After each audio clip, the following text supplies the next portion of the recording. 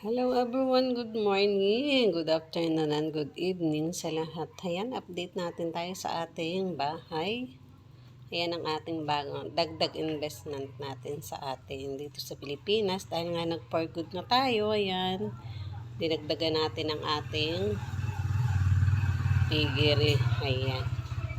Dati po ay, umalis po ako ay ang aking piggery ay 2 lang. Ngayon po, pagbalik ko 13 plus na dagdagan na naman po siya ng 6 na lagayan ng inahin and 6 na patineran. Ayan po.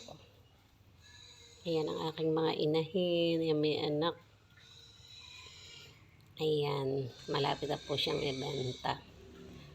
Ayan. Medyo kahit man po dumaan tayo sa panahong nag-crisis po ang ating mga alaga, pero nakasurvive naman po sila. Ayan.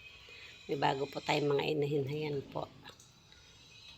And ayan na nga po ang ating in-invest dito. Ayan ang ating board, ating bulugan.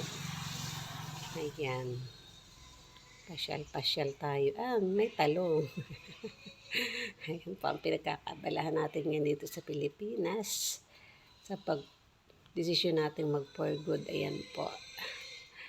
Mas may pera din sa Pinas, sabi nga nila. Thank you for watching.